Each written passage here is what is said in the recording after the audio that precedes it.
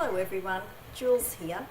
Today I'd like to talk about a tarot deck that is not very well known, and it's based on an Egyptian theme, and it's quite important from a historical perspective.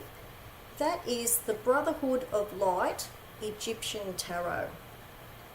Here is the box.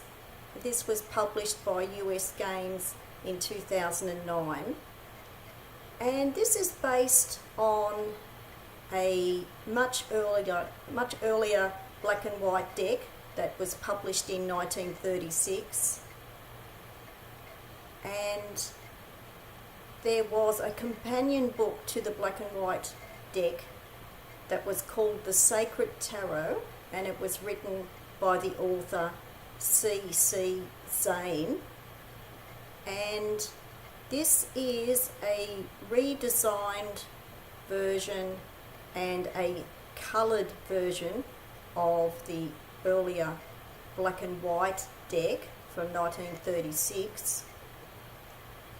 And the Brotherhood of Light is an order that has been around for quite a long time, and the little white book for this deck is actually written by the Brotherhood of Light. So it's quite interesting, and it has its own system. It is a Kabbalah or Thoth type of deck, but what makes this a bit different is it has its own astrology associations to go with the cards, and they are mentioned in the little white book. So the astrology associations for this deck are quite different to the Golden Dawn associations, and these are probably more similar associations that are very much more like the French esoteric system. So here is the box, and the cards that have been redesigned and coloured were created by Vicki Brewer, and I'll put the details below the video. And the other interesting thing about this deck that makes it quite a historical deck is that even the 1936 black and white images of the cards were based on even earlier drawings that date back to 1896, which are 40 years before the 1936 cards that were used by the Brotherhood of Light. So it's got quite a background history for this deck. So here is the box, and here is the little white book that's written by the Brotherhood of Light. So it's, really well written little white book. It has 2 tarot spreads in the back as well that are particular for this deck. I'm going to show some of the cards now, starting with the Major Arcana, and the cardstock is quite good, and this is published by US Games, by the way, and I think it's still quite easy to get. Here is the back design of the cards. So it's got a geometric type of design.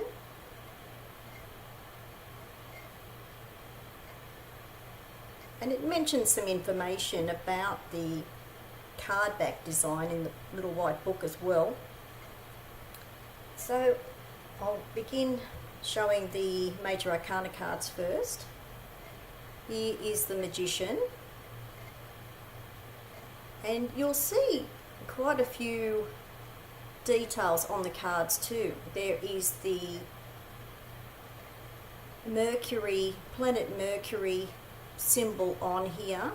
The Major Arcana cards have Roman numerals at the top, and they have Hebrew letters down here at the bottom, and the design of the cards are a cartouche type of Egyptian design.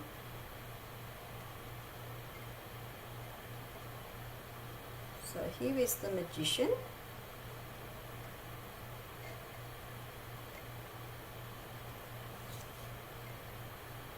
The Emperor.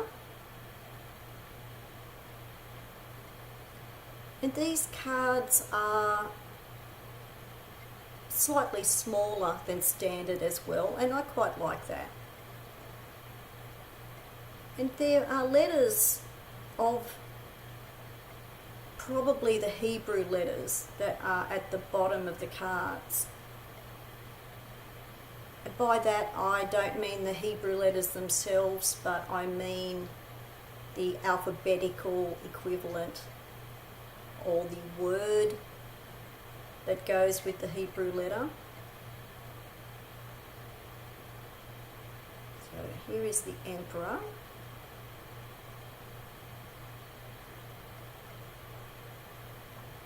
The astrological associations are quite different with this deck. There is Chariot,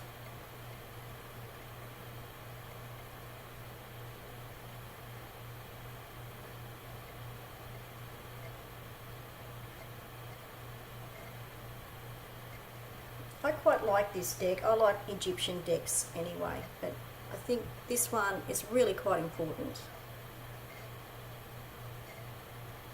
Wheel of Fortune.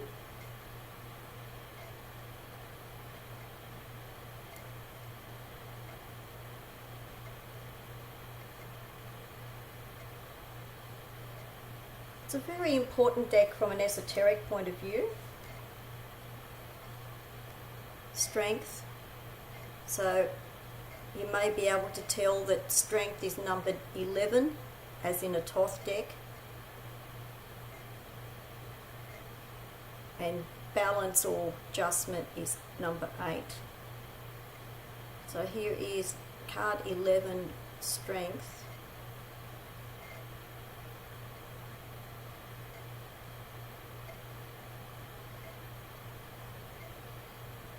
I love the Death card. This is really quite unique. I like the rainbow that's here. You don't normally see a rainbow on the Death card.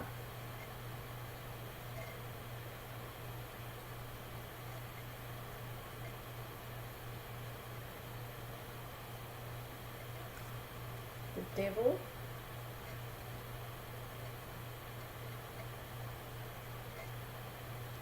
This is a devil creature. I think it's called the Typhon, which is quite unique to Egyptian symbolism and Egyptian mythology. So here is the devil.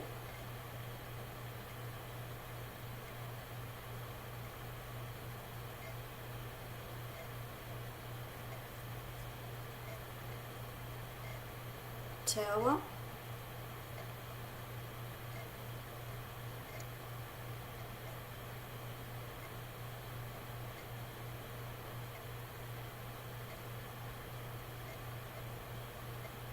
And there is the numeral for each major arcana card as well, so that's useful. The top corner, along with the planet for the card and the Roman numerals.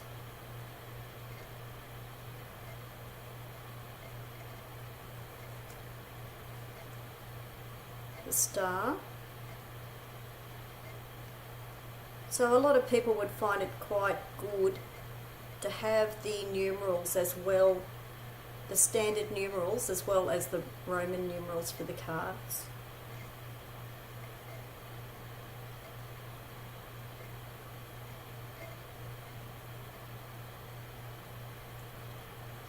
Quite a beautiful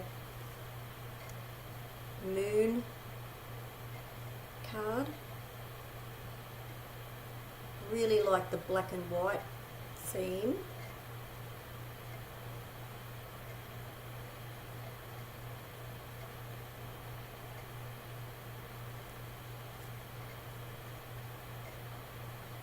the sun, and I like the idea of the traditional solar twins for the sun.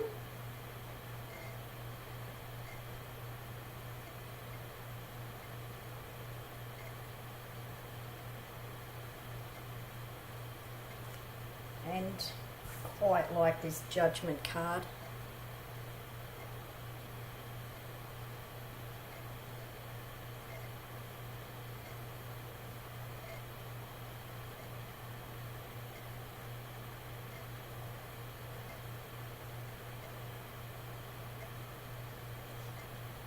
And the Fool, which is actually numbered 22 in this deck. It actually goes after the World card.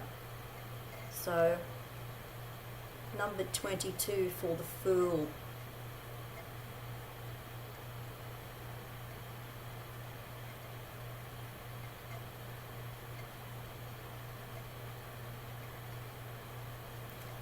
Now for the pips, and it is a plain pip deck, but the pips are numbered. And here is the Ace of Wands, but it's called Scepters in this deck. So it's numbered 1 at the top. So all of the pips are numbered 1 to 10. So that's useful. And the symbol for Aries, the sign of Aries, is at the top. And this is quite different for this deck because the associations for the pips will not be the same either, and same thing for the quartz. It has its own astrological system. So you can see the symbol for Aries at the top there, top corner, and the planet Mars here. So that's quite different. Well, different to the Golden Dawn associations.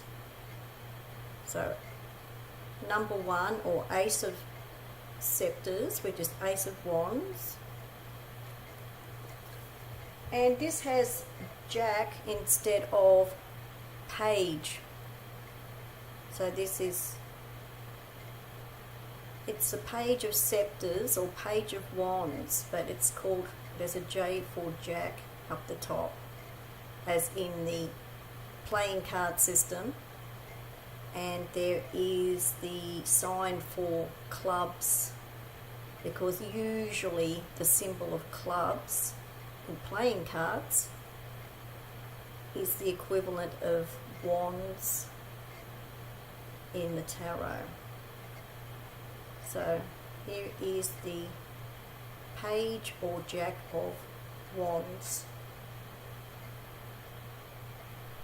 called Scepters in this deck.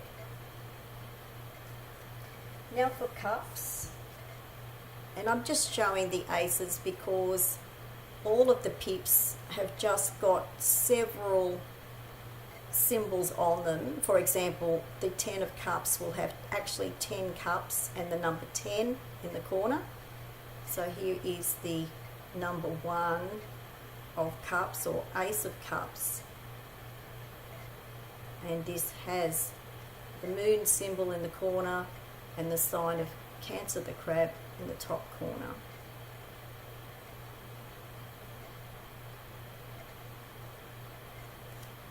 And the Queen of Cups. And with this one there is the symbol of the hearts, which is the playing card equivalent for the cups. So the Queen of Cups.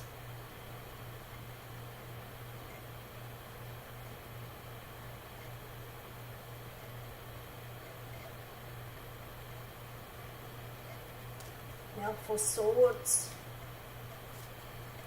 we have the 1 of Swords, Ace of Swords. And this is a bit different too, maybe because this is the French system. The swords are normally associated with the air element. This is associated with the earth element because it has the sign of Saturn here and Capricorn in the corner. When you are using this deck, of course it's up to you if you still want to ignore that and use the air element if you like. It's up to you whether you want to follow this unique astrology system with these cards. So Ace of Swords or One of Swords. And this is the Knight of Swords, but in this deck it's got an H for horseman. All of the knights are called horsemen. So this is really the Knight of Swords, and it has the spades symbol here, like the playing cards equivalent, spades for swords. So this is the horseman or Knight of Swords.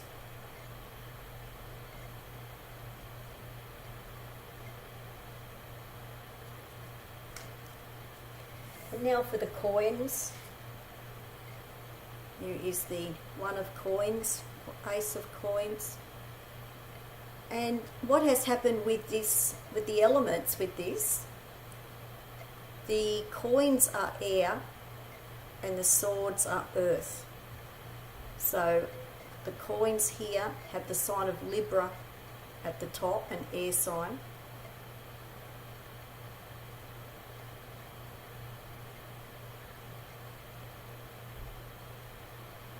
So as I was saying with the swords, it's up to you how you want to associate the elements with the cards. So Ace or One of Coins. And the King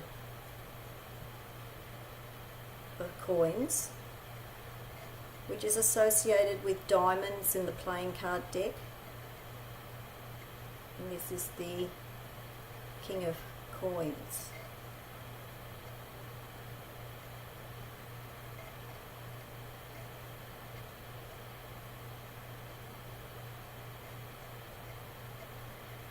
So there's some of the cards of the Brotherhood of Light Tarot, and I think it is quite an interesting and unique deck, and I think it's worthwhile for people who would like an Egyptian deck and they would like an esoteric traditional deck, and this one is particularly following the French esoteric system. So I'll put all the details below the video. Thanks for watching. Bye for now.